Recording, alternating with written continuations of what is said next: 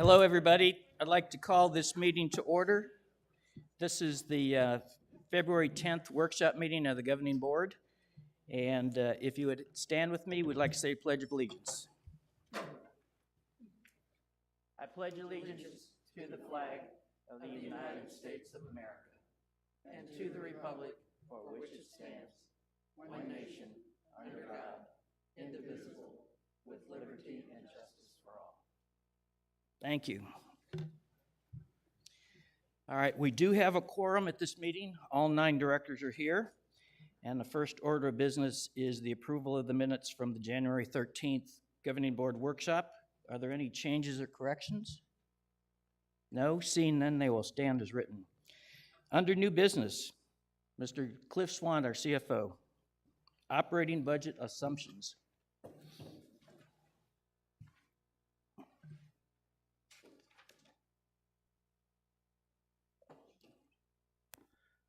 Good morning, everyone. Good morning, committee, President Tim. So this is an exciting time of year for not only the finance team, but also the management team. We're spending a lot of time and energy going through this budget preparation. And I just wanted to give you guys an update, give you all an update on what's been happening over the last couple of weeks. Can I interrupt you for just 1 minute? Yes, sir. For the people that are at home, we're having streaming issues we've had for the last 2 meetings. So if you lose part of the meeting, it will be put on YouTube in its full entirety. I'm sorry, I forgot to mention that earlier. Oh, no worries. Okay, so just kind of wanted to go through what we've been working on so far, some kind of high-level budget assumptions and considerations that we're looking at as we start this process. Keeping in mind on February 21st at the Budget and Finance Committee meeting, we'll be presenting our first swing at the budget to Mr. Rhodes and his committee. So that being said, let's get started. So currently underway, we've really invested a lot of time in planning meetings, and they continue with our management team.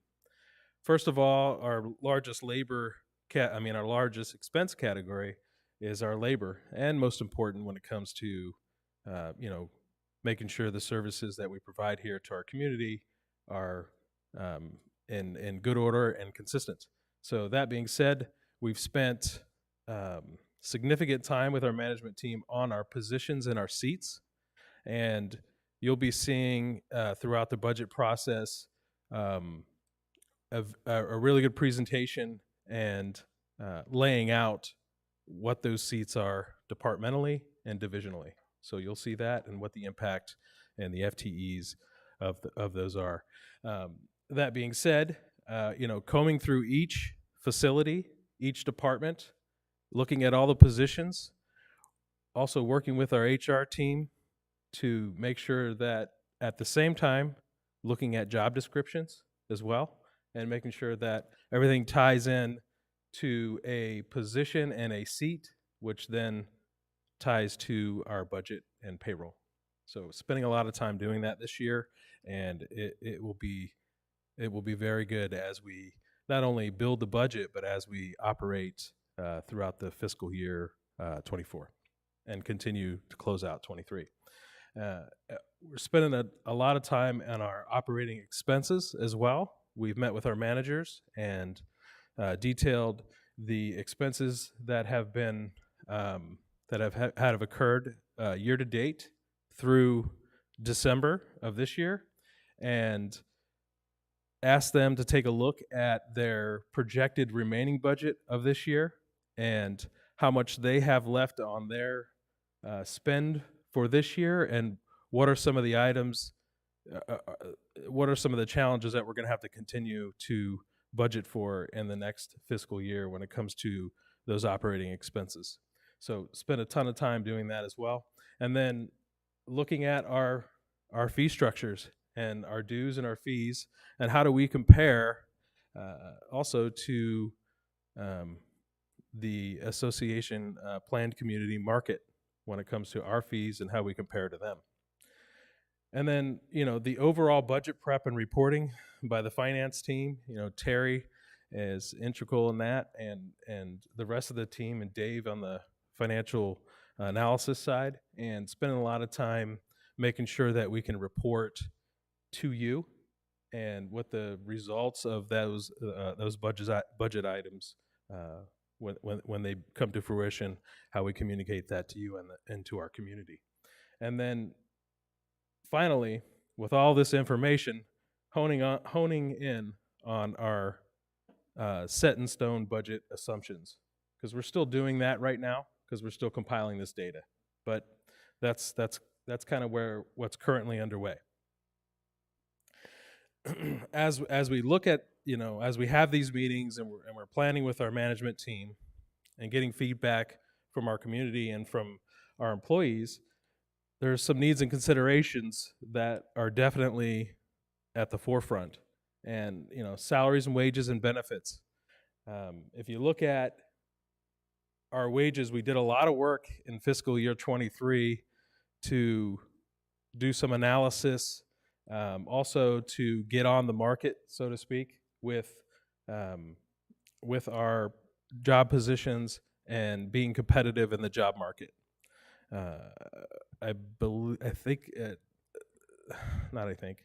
Recently 3.4% overall unemployment rate, lowest in 40 years. The labor market is still very competitive right now, and we have to look at some of our key areas where we have some exposure, and we have to address those in this upcoming budget. You've heard some talk on the, even a safety manager. I mean, we're really having a hard time finding the right people, and a lot of it is tied to pay. So as we spend time on these job descriptions, we also take a look at, what it costs to fill that seat in the information technology, the IT sector as well. We've got some work to do there, so we're looking at that. At the same time, we know minimum wage is going to increase again.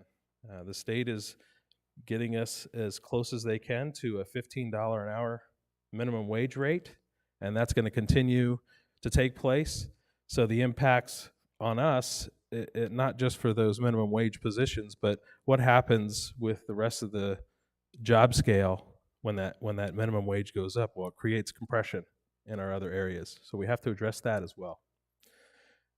Okay, and then health insurance. This year, calendar year 23, you're all aware we had a 34% health insurance increase over 22. And we don't know exactly what the cards hold for us in 24 right now. It's a little soon in the game to take a look at claims as well. So as we move through the budget process, there's things that we're going to have to consider, and this is one of those items. Once we get some more data with our insurance company on claims history, and we can get a better idea of what that insurance rate is going to come in at, but probably going to be significant again. So, and then on the operating expenses side, inflation and supply chain issues, our industry, our golf industry, and the service industry, the supply chain and inflationary pressures are still very prevalent. And, we track higher at the average. I think average is at 6.1. The service industry and the golf industry, inflation rates are much higher than 6.1%, I can tell you that. So we're looking at that as well. And then, so how do we continue to maintain our service levels to our members is a big consideration, and we have to just make sure that we look at those key areas and those expense areas and that especially in golf when it comes to seed and chemicals, anything petroleum related, we're still going to be fighting those issues. So what are some of our opportunities? Of course, there's member dues that we can look at, but we're very fortunate here in this community.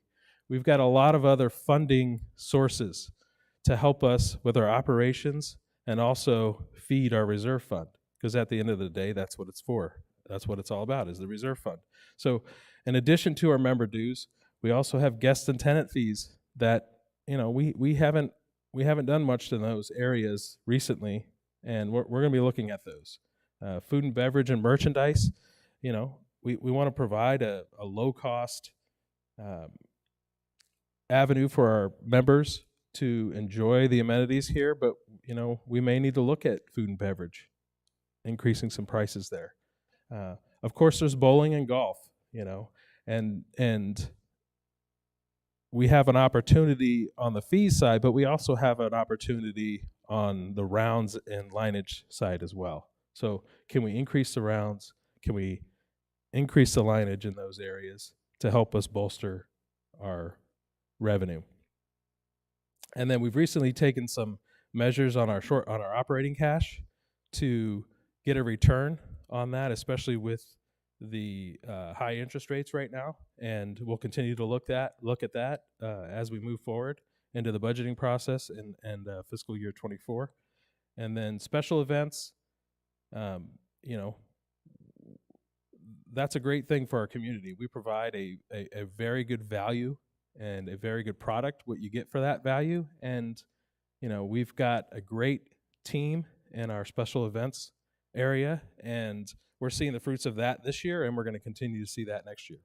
APF fees, we're going to continue to budget at a $1,200 transfer rate. We feel like $1,200 historically has been our number. We're going to continue to budget at that, but there's an opportunity there as well to increase that transfer fee, because we're either at or below the competition right now, so we can definitely continue to look at that. In opportunities, there's also some avenues for expense savings. Currently, Carl is looking at and Patrick are both looking at some opportunities on the janitorial side with some outside companies to do some of that after hours cleaning for us, and we feel like there's some efficiencies there, and we're going to build that into the budget. We're also looking at our vendors and renegotiating with them, looking at our suppliers, making sure that we're taking advantage of our buying power and have some savings there. And then there's been some discussion about credit card fees. I mean, we've got in fiscal year 22, our credit card fees were $530,000. So, there's a lot of transactions here. There's over 275,000 credit card transactions in this community a year. 230 of those come from golf alone. 20,000 from membership. So those generate in membership. And those transactions in membership, there's 11 million in sales, and in golf, it's 8 million. So those fees that are generated from those two areas, membership is membership is $250,000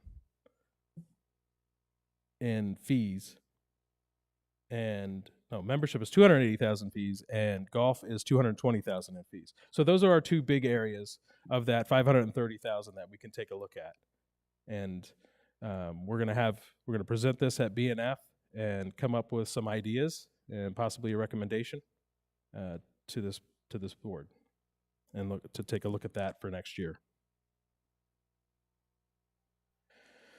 And then there's opportunities on the capital spend side and capital improvement when it comes to repair and replacement and new capital. Looking at some of these capital projects, and if we're going to invest in capital and also repair and replacement, how does that make us more efficient? Taking a look at that capital spend and making sure that we're not just replacing or repairing what we have, but we're trying to make it more efficient. The lighting project is one of those examples that we've done here within the community, has had huge savings in our utilities over the years. So taking a look at grass and artificial turf, there's a pickleball court lighting project, making sure that makes sense for the community. There was some discussion in the sports pavilion about the cabinets in the restaurant. Does it make sense to do those at this time? And then just the future capital improvement spend overall and the impact of that on our modeling and our reserve. So all that being said, we're proposing some high-level 2024 budget assumptions.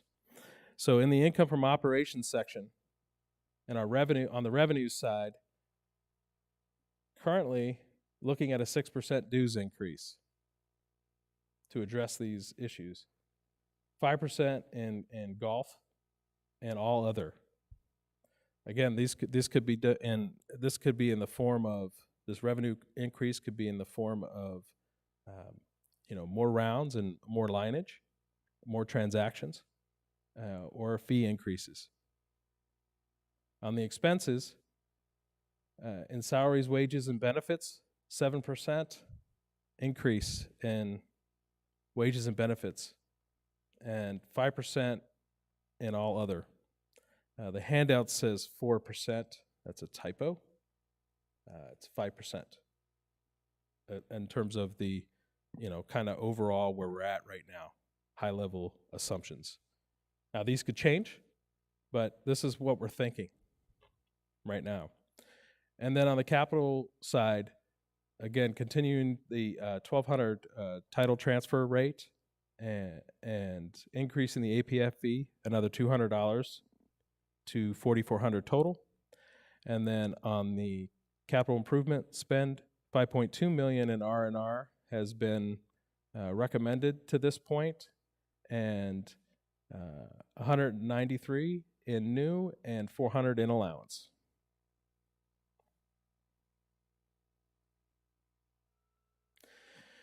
So looking at the modeling, right now through December, we're projecting to come in, we're right on budget.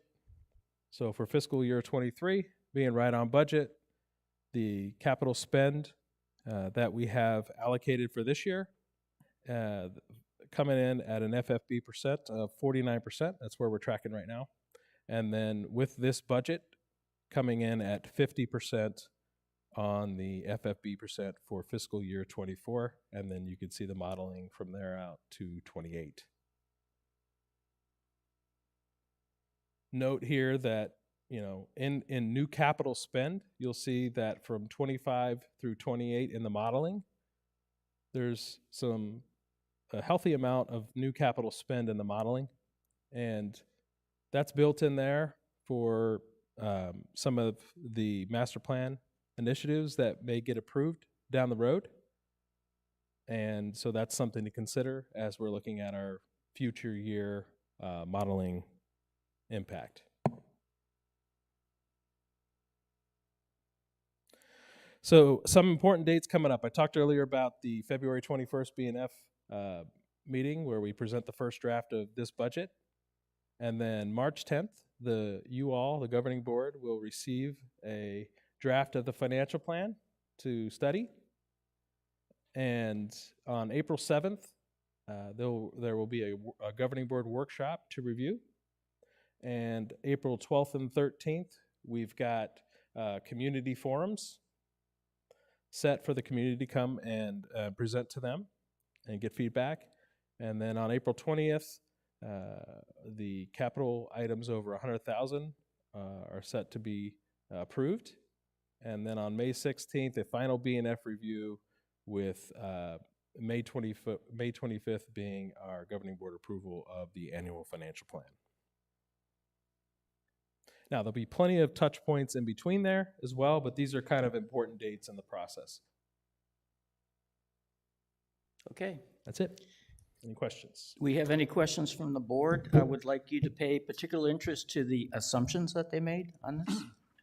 Jack. Regarding the APF title transfers, what is our current run rate? So currently we are behind budget, which was budgeted at 1,200. I'm trying to get my numbers between January and December. I think we're 20% behind. I mean, we don't have any control over that run rate. We can't goose it up at all. No. We could boost the fee, but as far as the number of transactions that happen, that's just dependent upon the market, the housing market and what's going on in the economy. Okay, and we think that that rate is going to continue for the next year at least. The decline Well, the 1,200 APF for this year or for next year? for next year. For next year, yeah. Historically, it's been 1,200 plus. If you look at the last 3 years, it's been 1,400. So, yeah, in terms of modeling and budgeting, we're going to stick to that number. Okay, thank you. Yep. Any other questions? Lisa? Thank you, President Hurley. Cliff, the only question I have is regarding bowling and the sports pavilion. It was Manager Hardesty's recommendation for the bowling lineage that we don't have an increase in the upcoming year, but are we going to look at reviewing that as far as lineage? We'll continue to look at that. Again, when we're talking about that revenue increase in the budget, we're also talking about, is there an opportunity to increase business as well? Okay, and I know that we're also looking at, for the upcoming budget as well, as putting in the new ball returns and redoing the floors as well for the upcoming budget. So we're looking at that too, so we may be putting those together. Yeah, so that's in the R&R number that I talked about earlier. But yes, that is in the capital budget for fiscal year 24. Okay, thank you. You're welcome. Roberta, do you have a question? Yeah. I just want to understand on the fees, is the association absorbing all the credit card fees for membership as well as golf? Yes. And we've always done that? Yes, as far as I know, to my knowledge. It's been discussed several times, but no I action know, has but been I taken. just want to clarify. Jack? When the budget is presented to us, will we see different scenarios with certain, revenue assumptions rather than a 6% dues increase? Will we see any with between 0 and 6? A most likely, best guess, ideal type of scenario? Yeah, well, yes, we present on the line item categories, so you'll see that by line item category. And if we need to drill into a category even more, if there's a specific item within the category that revenue, we can do that as well. Because I would like to see an overall presentation of, here are the, you've got certain assumptions, if there's an assumption that says rather than a 6% dues increase, what if we do a 0% or 3%? What does that do to the rest of the budget? Or if we did a 10% dues increase, what does that do? I'd like to see a little variety in order to make an informed decision. Okay, I would say the overall impact then would be the impact of the income from our operations on our fully funded balance and the fully funded balance percent. So, but yes. Understood, but I think it would be useful to see that, if we don't raise dues, for example, what does that do to our reserve? And if it's important, I think, for our homeowners to see that and what that actually does to us. Because Yes. otherwise, they think we're just making up numbers. And the impact of that, and the way to show that is the impact to the fully funded balance and what Exactly. happens with that. But absolutely, Exactly. But yes. I think it's different scenario planning, I think, would help. Sure. Ann? Thank you, President Tim. Cliff, first of all, I want to congratulate you and your team for all the hard work you've been putting into this, because I have done multiple budgets, and I know it's not easy. Until I see the whole thing, it's hard to zero in on any particular item that would need addressing. But I would hope that wherever possible, especially in areas where we have guests, and that would be bowling and golf, that we can make those fees I mean, our fees are so reasonable compared to other places. And I think we need to look at those before we're looking at any increases for our own members. And even for guests who come in and get a daily pass. And we need to make sure that people who are guests who are using our facilities are paying those fees.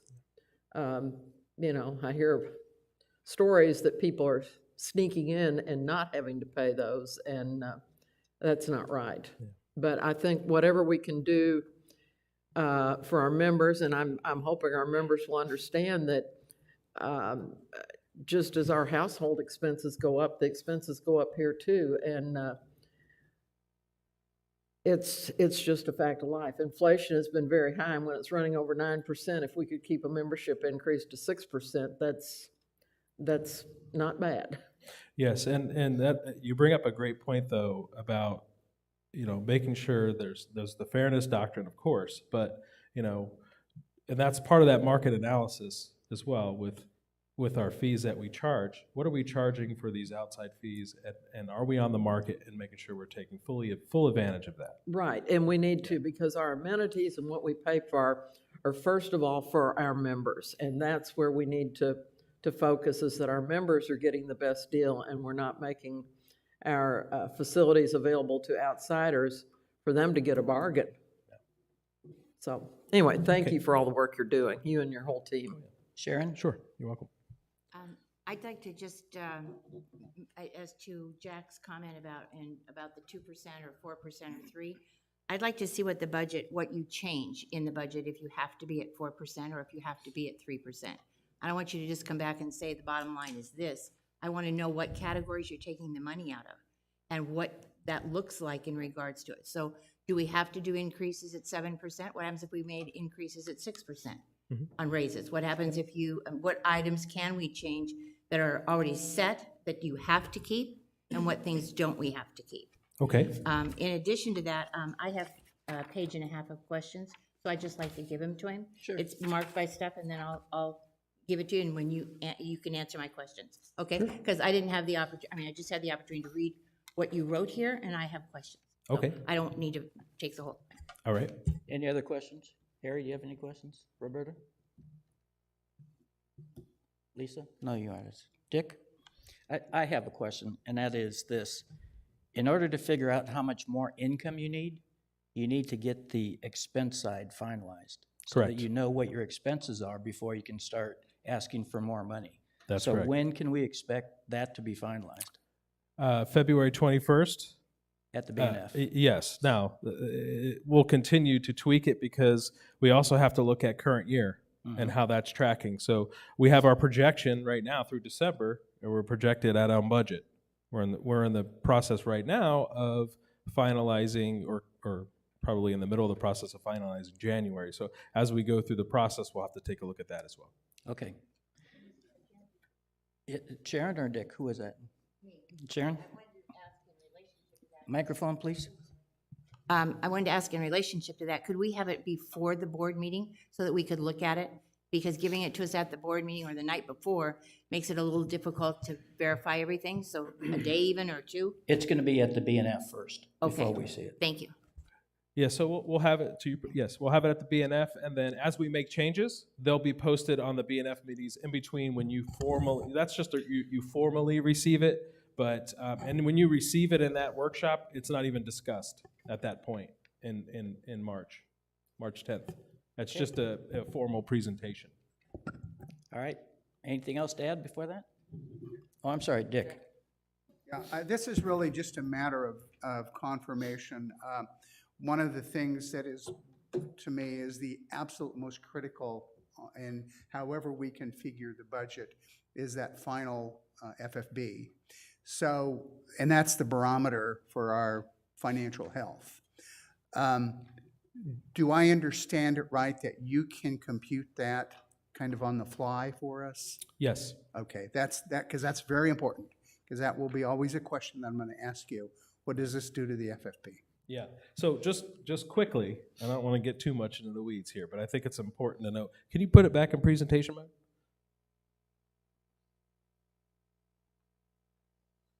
So this is what we'll be tweaking and adjusting. The important things to note here are, this is the operating budget right here. This line. All right? So that number, that's the number that we have in our modeling, where when we take our operating revenue and our operating expenses, when we throw that into the modeling, this is where we want that to shake out. It's not profit, okay? It feeds this line of our reserve fund. All right? So as we go through this budget process, we're trying to hit these numbers when it comes to our operating income, all right? Now, the other three components of this are the APF fees, which we have not much control over, but it's a huge component of our reserve fund. We don't back any expense out of it, okay? But it's a huge component of our reserve fund. And then the capital spend. So here's your reserve study capital spend, and here's your new capital spend. And that includes allowances. And then, of course, you've got your investment changes. Of course, we had a big knock last year to our investment valuation. We didn't lose money because we didn't sell anything, but our valuation went down. So we don't budget valuation change. This is just the interest and dividends here, but that also affects it. Okay, so those are the key components that we'll be adjusting as we look at that. If we say that, hey, you know, to Jack's point, if we say, hey, you know what, we're not gonna, the expenses are what they are, and if we feel comfortable with that expense line item, and we decide, you know, we're not gonna come in at 1.17 million, what's the impact of that in the modeling? And that's where you'll see it reflected. Cliff, the last time you showed this modeling, there was actually a bigger, because you showed what the assumptions were for each one of these models. Yes. I mean, that would be helpful. Yeah. So yes, I can do that. Okay. Yeah, and can you do thousands instead of millions? Sure. Tim, Can Tim, do. Tim, I have one more. Dick? Cliff, I have one more, and this is really more editorial. When you look beyond 24 and you look at the FFB, those are, to me, that is a red flag. It's clearly a red flag that we're dropping into an area that we all on the committee, on the governing board, should be very nervous about. And we want to make sure that not only do we have the right number for dues and for expenses and for capital, that we don't set ourselves up for future when you know, we get into 25 and we're looking at a 45% FFB. You know, I think that's just a very cautious decision, a cautious position that we're going to be in. So again, it's editorial, and I think that everyone understands that, but I just want to make that statement that that's also a component of the decision-making. Yes, General Manager? Yeah, thank you. And Dick, I just want to point out, when we do look at the 5-year plan as we sit here today, the FFB obviously is the tell-all, but as you can see in 28, it does go up. But over the next 5 years, we've got 3 very large expenditures going out, and they are relative to very old Gulf irrigation systems. And as long, you know, and once those are obtained and those get fixed, you get a very, very nice 20-year window where you're not making these large exorbitant expenditures. You know, we're at $6.5 million going out this year, and the following year, I believe 25, you'll see a very $10 million number, but that includes Echo Mesa. And then we have Pebble going out in another couple of years after that. So once those are complete, different picture. Yes. But as we sit here in a little 5-year window, you're absolutely right. So. Okay, thank you, Cliff. You're welcome. Moving right along with our new business, 3.02 revised policy FI12. Dick? Thank you. Investment, the FI12 is the investment of association funds. This policy has been we've literally gone over word to word, verse for verse on this, and this is about the 5th iteration of the version that we've been looking at. And we find two things on here, one of which is really a relatively minor change, and that's the very first sentence, the association's board of directors. We don't have a board of directors, we have a governing board. It may sound semantical, but it isn't. We have a governing board. Okay, so we're proposing the change on that. The other one is probably, I don't think it's any less important, but it's basically codifying what we're already doing. We currently have a presentation quarterly by our investment management or advisory firm, investment management firm, that they sit down and they go through basically line item by line item on all of the equities and the bonds that we have. And we set very strict parameters on how we want them to invest our money. So what we've done here is we've simply put into policy what's already happening, and that's that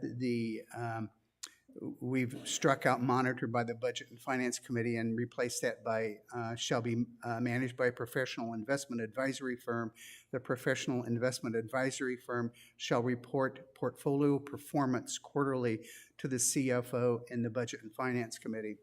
And that really goes hand in hand with 4.3.2.1, where the CFO is delegated the responsibility of reporting to the governing board. And also, if you look back at paragraph 3.0, and that clearly delineates exactly how our funds are to be invested. And then one other point is that the Budget and Finance Committee is responsible for reporting to the governing board the firm's performance and their compliance with our policy. So we feel that this is simply a putting into policy something that we're already doing. Okay. Cliff, did you have a comment? I do not. If there's any questions, I just wanted to be okay. available. Any comments or questions from the directors? Sharon? It appears that there isn't anybody looking at this. It looks like this, that we're not looking at this on a monthly basis, just a quarterly basis from them. So who on staff and or the Budget and Finance Committee looks at this monthly and works with CAP? So I, myself, and Pete Finelli are both engaged with Cap Trust, sometimes on a weekly basis, but sometimes on a daily basis. So we are engaged. And I'd like to add to that the CFO does post monthly in a public forum our financials, and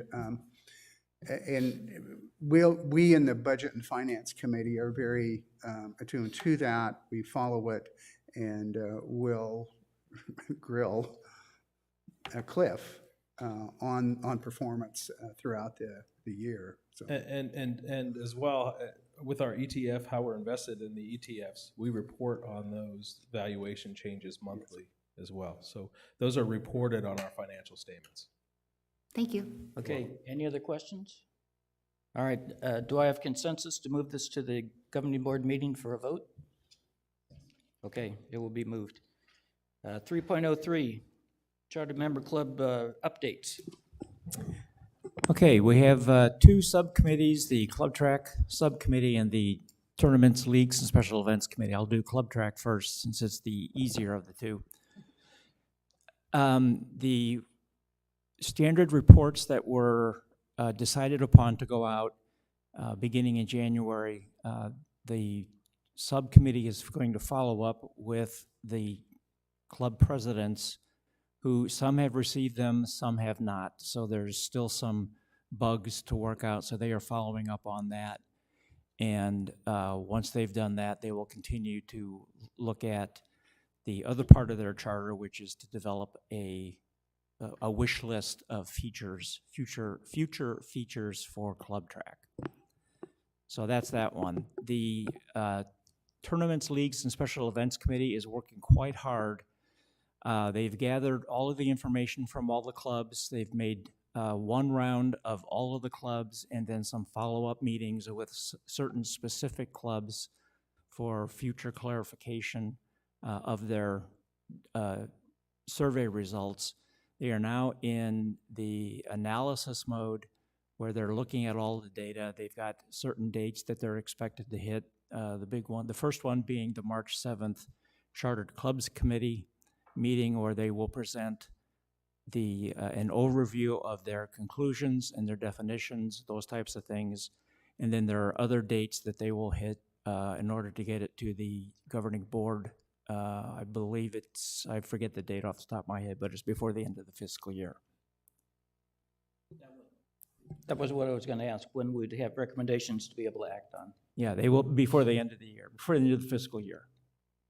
Probably, I would have to March or April. I forget which meeting it is, but they've got a very tight time frame. Okay, can we do April? I think it's April, Okay, yes. thank you. Dick, do you have a question? I do. I don't really mean to put you on the spot on this. It's not my intent. It's not my intent. And I don't really know if this is a policy issue or perhaps an operational issue. But one of the things that I have been hearing is that we have people using our facilities that either they're not paying or somehow they're sneaking in. And I hate to use that word, but are you looking at any way that we're validating who's actually using the courts and the different facilities that we have, or is that an operational issue? It's an operational issue, but it also has a bearing on the recommendations that will come out of this. I've heard the same things. You wouldn't believe what I've heard. Yeah, Lisa's hearing it too. So there's a lot of activities that are going on in clubs that, in my opinion, have happened because there have been an absence of direction or guidance in our RMPs and past leadership of making exceptions or just overlooking things. So we're looking to tighten up our RMPs to help provide that guidance and fill that gap. Some of it will come down to a manpower type of thing, having monitors on site, for example, or other ways to deal with that without hiring people. But yeah, we are trying to work on that. Okay, Jack, and I do mean to put you on the spot. Just be aware that we've got 4 months left in the fiscal year, and we're going to need the recommendations in time to discuss them, get member input, and be able to act on them. No, understood. This will be remember, we're opening these things up for the first time in 40 years. Mm-hmm. This is probably going to be a multi-year effort, but okay. Yes. All right, thank you. Sharon. Sorry, not to put you on the spot. But What about the clubs that are commingling? Is there going to be any discussion about this at any point in time? Because I know we've talked about this offline several times, and I keep being told, wait, but we're getting close to the end of the year in my term on the board. So I want to know if it's been resolved. 3 years of taxes, 3 years working on this, and it's not resolved yet. So the answer is yes, commingling is being addressed. You will find recommendations in the document when it's finally presented about commingling. So yes, it will be laid out and presented to eventually to this board to decide on. Okay, so in relationship to that, does it also go into the commingling for events that are here at the community? Because we commingle when we have events here and we let outside people come. So the question is, I know this is under chartered clubs, but it is still a question. And by special events, you mean like the concerts and those kinds of things? Any events. Okay. Yes. So the scope of this committee and subcommittee is chartered clubs. So that's the only thing that we're looking at is clubs. Okay. If you want to look at commingling above and beyond clubs, that would be something that this board would have to look at in terms of policies. Okay, moving right along. Policy reviews for properties. Director Davidson? This month, the committee reviewed FA 7 through 10 and found no changes, and so we moved them to the governing board as written. Okay, no action needed. Thank you. How about FAO2? FAO2 has to do with donations, memorialization, and commemorating someone. That has been moved out of the, well, it's still in the RRP's appendices, but it has also been put on the governing board webpage under quick links. But I did notice that if you do a search for the document, it still does not show up. So it needs to be added to the search engine. Okay, I'm not sure who would do that for you, but Whoever does the webpage, the general manager says he'll take care of it for you. yeah. That's the general manager's area. Okay, moving right along. Policy review BO3. Oh, wait, I'm sorry. Do we have consensus to move FAO2 to the governing board for a vote? Yes. Yes. Yes, thank you. All right. Director Vines, yes. Thank you, President Hurley. Okay. After reviewing with the committee, it was the committee's recommendation that this policy stand as is and be moved forward with no changes. Okay, thank you. No action required on that. Item 3.07,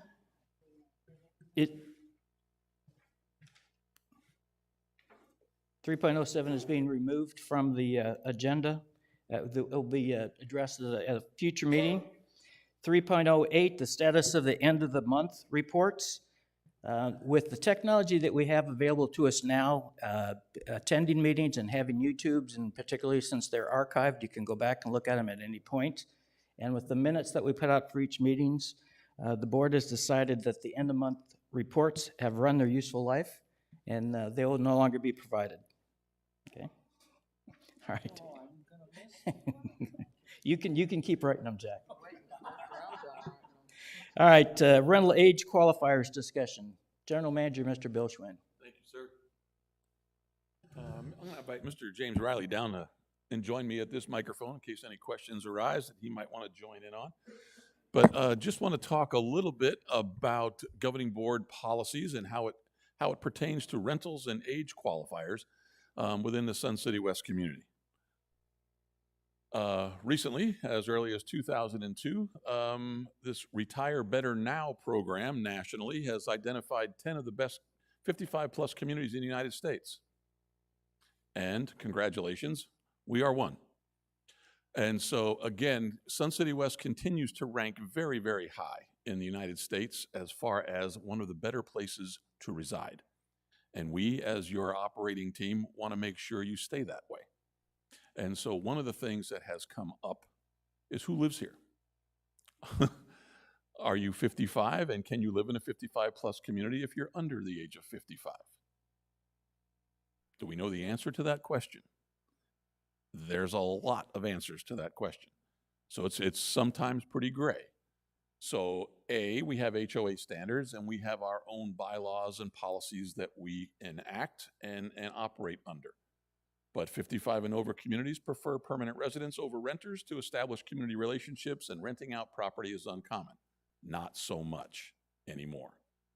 Verbo, Airbnbs have taken over, and you probably have seen in the news that seemingly every city in the valley is dealing with short-term rentals and some of the problems associated with those types of things. We're not unlike them. In Riley's world, he gets a lot of complaints from local neighbors complaining about who they're now residing next to for short-term parties and late-night activity to 1 month, 2 month, 2 day type of rental agreements. So this is something that we're battling a little bit, and we're trying to make sure we have the right policies in place that enable Riley and his team to go out there and make sure we're doing the right things. But renters under the age of 55 are not allowed. Now, people don't like to be told that because it's private property and I can do with my property what I want to. But we live in a planned community, so things are a little gray and different. So our bylaws are as is, right? Landlord, when it comes to landlords and tenants, what is a residential unit? There is the definition. And so basically it's zoned for residential use and intended for residential use. And as far as tenants residing in a residential unit, as far as our rules go, you must be at least 55 years of age and no one under 19 shall reside in a residential unit. Now, there are times when you can do that for up to 90 days. There are rules involved as far as that goes, but typically someone in that residence needs to be 55 years old. That's not happening. But there's no teeth. What do we do when that happens, and what can Riley and the CC&R folks do to kind of help that? We want to make sure your property values stay very well. Here we are, February 6th through the 13th, known as Super Bowl week. We got a big game coming up on Sunday, but we toured Verbo and Airbnbs, and here's a Sun City West home going for $10,000 a week. Nowhere in this advertisement does it say anybody needs to be 55. This is rented to anyone, and this is one of many. We found them, this is the highest one that we've found. We've found them for 9,000, 7,000, 8,000 and change, but they're all over the map. People taking advantage of what's going on, Phoenix Open, Super Bowl, that type of thing. This week, it's very, very expensive, right? So this is going on, and these are the complaints that Riley gets. People moving in, people staying up late, and that kind of thing. But by the time we get our investors out there, issue them a letter, they're long gone.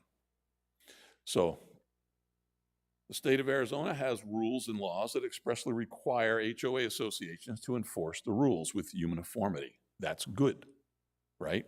But as long as they do it. Riley, I think, works with 104 different HOAs within the walls of Sun City West. Lots of rules, lots of different rules.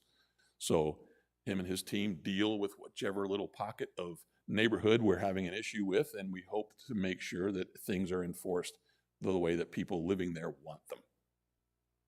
So this is the big ticket, I think, as far as what we've got here, and it's the word education.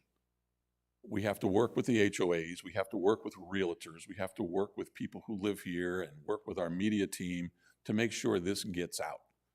A lot of people buy homes here that do the research and come here understanding, A, we're a top 10 community in the United States.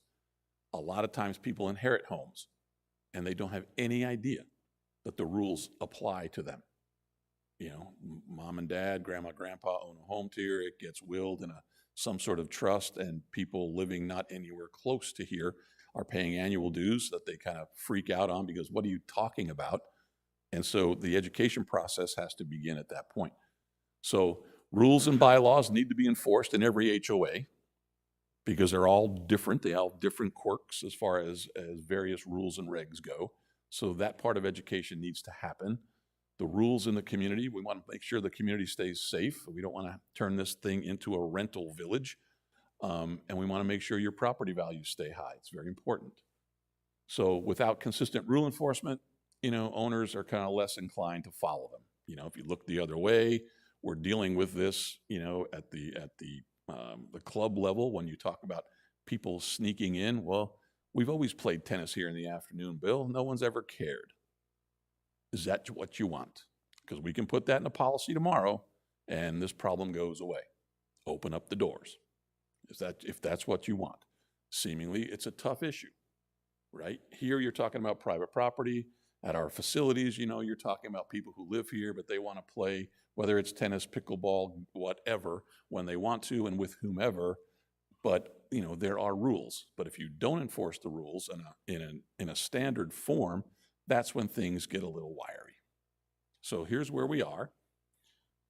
And when it comes to policies, our Maricopa County has zoned us for residential use, intended for residential use in a planned community. One resident needs to be 55 years of age, a qualifying member. and no one under 19 shall reside in the unit. So those are our policies in it that we have, and that's about the only set of teeth that we have. So that's what we're looking for. We continue to study this. The Arizona League of Cities, with all of their folks involved, they're dealing with short-term rentals. We're keeping an eye on them. If they're coming up with any kind of way to kind of assist them in dealing with neighborhood problems that they're having, we can learn from that. But I think right now, as we sit in talking with Riley and his team, education is number one, I think, on our list moving forward. And where we go from there is really part of this discussion. And you as a governing board with the setting of policies, where do you want us to go? So open up to discussion and go from there. I was pointed this way, Jack, and then Roberta, and then Sharon. So we have policies. What I don't see are consequences or the teeth that you're looking for when these policies are violated. Sir, yes, sir. And Riley can address that because that's his world. He lives in it every day. Yes, essentially it's a very difficult situation for us when we have a report of someone underage. Microphone. Is that a little better? Yes. Okay, I apologize. We play somewhat of a cat and mouse game with these individuals that have come into our community that are underage and renting. Unfortunately, lots of these things occur during the weekend, and we're not staffed to be 24/7, unfortunately. So it turns out to be an MCSO responding to parties and things of that nature. We hear about it on Monday morning, and unfortunately, those people are already gone. So then we go back to the owner and or the management company that's dealing with this. Oh, it'll never happen again. And then a month later, it happens again. We really have no way to find them because of the fact that it hasn't been, the cure time is that we have is established as 21 days. It's over and done. And that's kind of where we have a dilemma. I'd like to see some policies that allow us to find in a situation like that more quickly.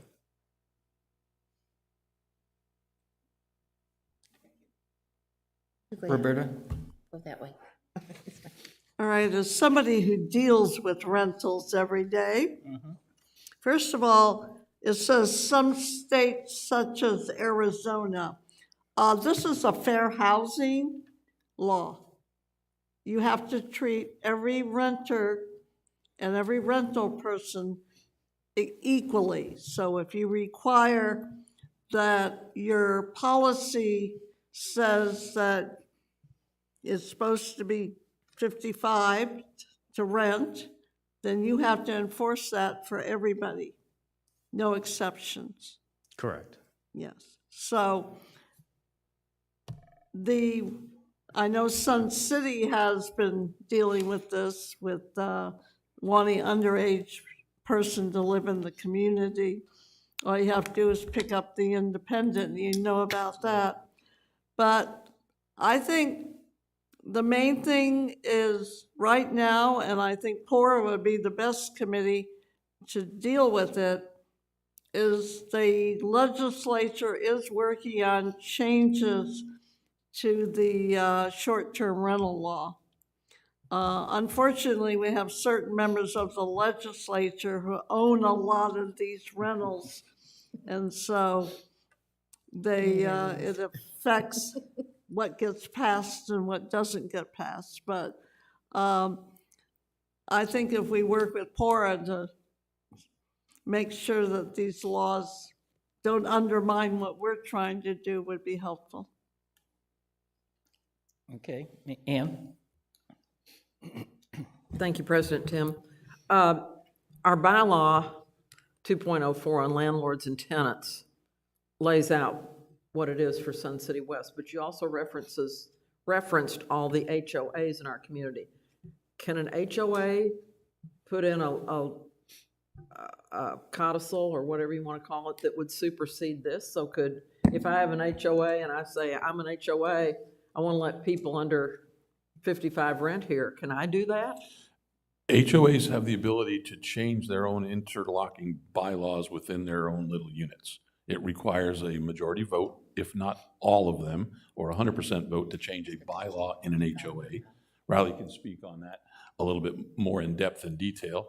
But yes, you can have, an HOA can have various rules and regulations imposed, i.e. color of your house, i.e. number of plants. I particularly live in an HOA that tells me if I bought my house after 1994, I cannot rent it. Now, that's been challenged in the state of Arizona, and they haven't won. So it's, again, you're back. I'm not the lawyer in the room. Is there one? No. But that- They're not here today. But that's a question that needs a legal table. That can supersede what we are setting up as our community bylaw, correct? Yeah, grayish. There are rules in HOAs locally that are a little more stringent than the global umbrella that a lot of homes reside under here. But they can also be looser. In this No, instance. not looser than ours. But they, so in other words, they have to abide by this 2.04? Yes. Because if, okay, but an HOA can't say that they can have rentals for under 55. That's what I was asking. Oh, no. Okay, they can't. Okay, They can get tighter than ours. Right. right, Not that's what I was going after. I thought you had said that they could, I'm sorry. okay, just the I'm sorry. opposite. That's okay. Thank you, Bill, clearing that up. You ready? Yeah, our policy Sure. basically sets the baseline, if you will. So one of the things that Representative Payne specifically wanted to know was whether or not this HOA here, our planned community here, as well as Sun City, wanted to have some rules inside the law, the statutes that they're looking to write. So I think that it would behoove us to at least, since we have a representative that wants to know what we want, would be helpful to have somebody in our organization sit down with him, not just Pora, because sometimes Pora may or may not know everything that you're going through, especially since we took over the CCNRs from them. So it would behoove us to do that, I think, because they are going to look at it. They won't be doing probably a lot with it this year, but they will be doing it again in the fall for the next cycle. And the best time to deal with them is during the summer, early fall, before the session starts in January. So, and they will drop some bills, and if we're not a part of the process, we need to be part of the solution. We need to tell them exactly what we want, and that would help you. So, okay? Perfect. Great. And I'll be glad to contact me if you want, or if you want, I'll make an introduction for you. Thank you. Dick, you have a comment? So Riley, are you telling us that we really don't have any authority to, say, go back, if an owner, whoever's renting this place out for $10,000, that we can't initiate any kind of an assessment or a fine to them? The way we have it drafted right now, we have cure dates, which is the first 21 days, and then an additional 14 days, and then we start fining, and then every 14 days after that, it's $100. But unfortunately, the incident that occurred on a 2-day rental, for example, it's over. So there's no fine that can go along with that. But obviously, we approach that owner and have conversations about the situation, about law enforcement being called, things of that nature. And hopefully we can curb that behavior from their renters. So, and we don't have recourse that we can, as a community, that we can say, no renters under 30 days? I mean, we can't do that? Because I hear all of these, I hear about communities that preclude any type of renting. Right. I mean, you've said that It's a tough legal battle to do. The only teeth we have is the ability to issue a recreation card. So can you use our facilities or not, right? So if you're going to be a long-term renter, 30 days, 60 days, 90, a year, 6 months or whatever, the owner member's card gets turned off and the tenant's card gets activated. That's the program.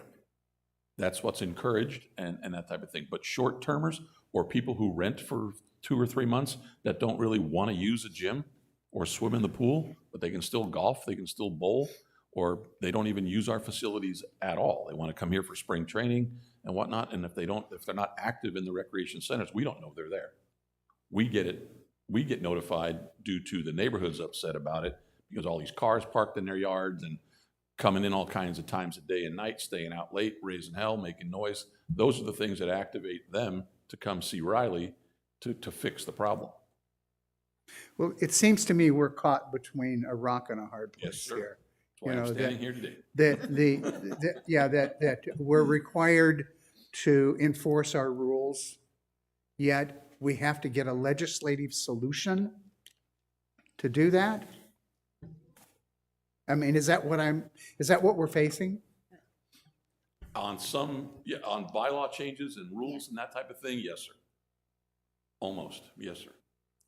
You know, what we've kind of assessed, looking at all this, is really more on education and letting people know when they do check in, when they do buy in here and you get a membership card, we are a 55+ community and we want to stay that way. And here are the rules that are in place right now for you to do that.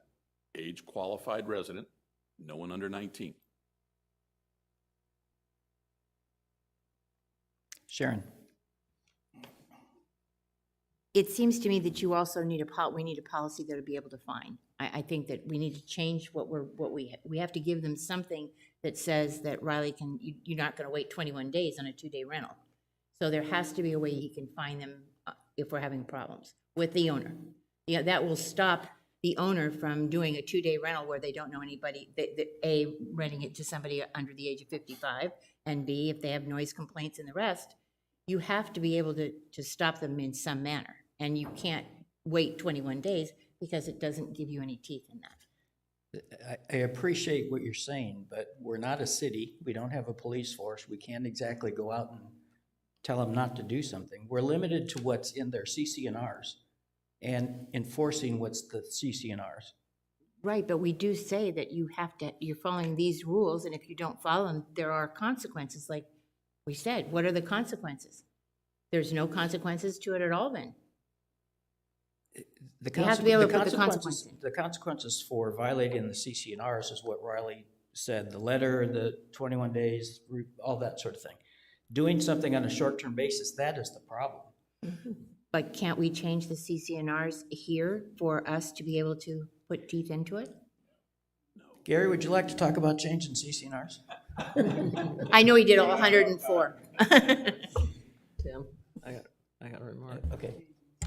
I agree with what Sharon's saying. I'm wondering if there's a way that we can get in there that, I know somebody may be here over a weekend, but if we get documentation, especially if something is reported to legal, you know, the sheriff or something like that, is there a way that we could retrospectively find someone who it has been documented that they did not follow these?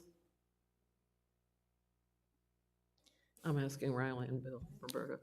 I'm just throwing that out as, maybe we can't do it now under our CC&Rs, but is that a possibility? I believe it possibly could be. What we see with repeat offenders, very similar to repeat offenders that don't trim their palm trees or pull their weeds, things of that nature. We can open it up if it's been within a year at a higher level of excuse me. Severity? Severity, thank you, Tim. Do we Appreciate it. find them? Yes, we do. For example, if you have issues with trailers being in your driveway every other day and it goes away for 21 days and we close the case, if it happens, starts to reoccur, we can move right into phase 2 or phase 3 or phase 4, wherever we left off if it occurs within 12 months. And then we can start finding immediately. Okay, I know anybody, they can find a loophole, they'll drive a Mack truck through it. Yeah, But I'd like to find a way that we could maybe put down some road spikes and puncture those tires on that Mack truck. I'd like that as well. And actually, if you look at the numbers, we're about 3.8% of our homes are classified under investor, which equates to 1,080 homes. And out of those, we have 750 that are classified as rentals. Some of those are long-term rentals, people that have been here for years, and we have no issues with them at all. They respect the rules and everything else. They're valued members in the community. And then some are 3 to 4 month rentals, which we see the same people coming back every year. We did 185 tenants last week alone.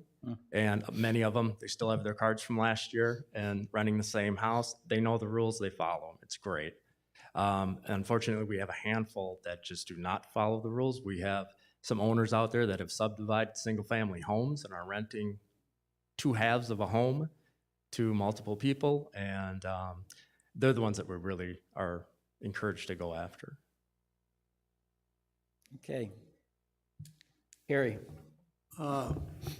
What would be the situation if there was a rule in the CC&Rs that stated if you violated those rules, your penalty would be the rent you received? Could you enforce that?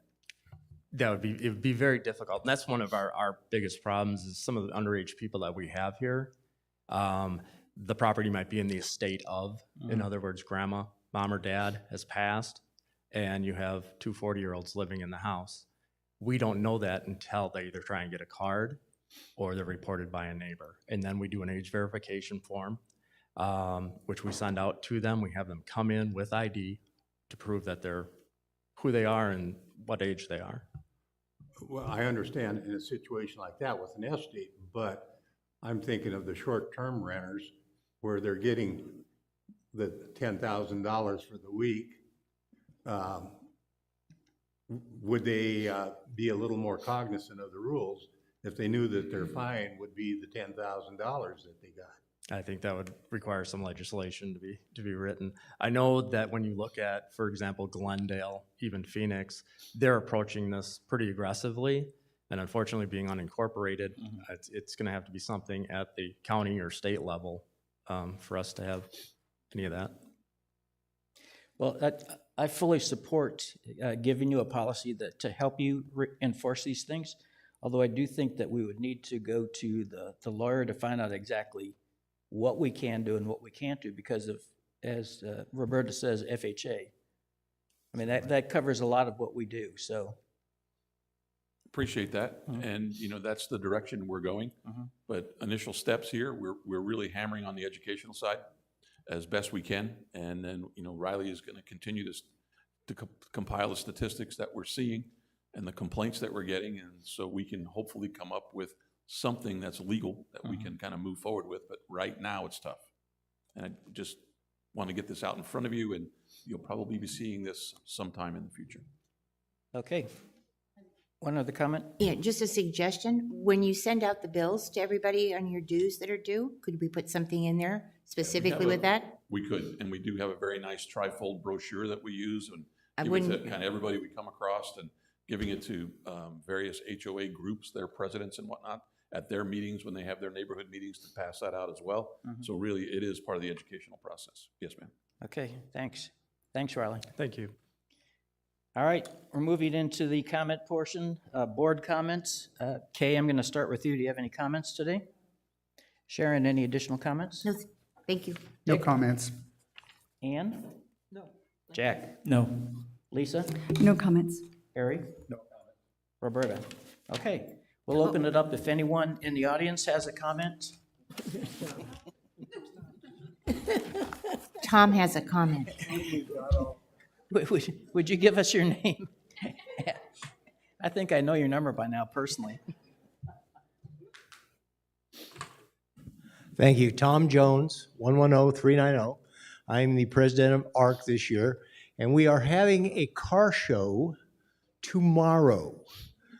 I apologize for those of you who had to walk a little further because we've got the parking lot closed off. We're setting up vendor tents. There'll be, I am not sure, Casey, how many thousands of people have been in the past, but thousands, I think, is a reasonable number to view these facilities here, as well as the 400 plus classic cars, local businesses, cars for sale, swap meet parts and things like that, and our 2011 Chevrolet convertible that we're selling raffle tickets for, and I did bring some today. gentleman isn't here that, but I did bring some today, and they're $20 each or 6 for $100. You do not have to be present to win. Notification via information provided on entry, and all proceeds go to the benefit of ARC of Sun City West. We are a 501c3 charity. Thank you very much. Is there any admission charge to the car show? For no admission charge for spectators. The cars naturally are paying to show their cars, and the vendors and sponsors have paid to be here, and that helps our revenues. Okay, very good. Are there any other comments? Now, Tom, did I not tell you, why are you selling more tickets? I told you I was going to win that car. But then you must need to get this one. All right, seeing no more comments, we're going to have an announcement that our next meeting, next workshop meeting is March 10th? February 10th, I'm sorry. That's today. The next workshop is March 10th, and the next regular meeting is February 23rd. Sure. February and March have the same dates. All right, meeting is adjourned.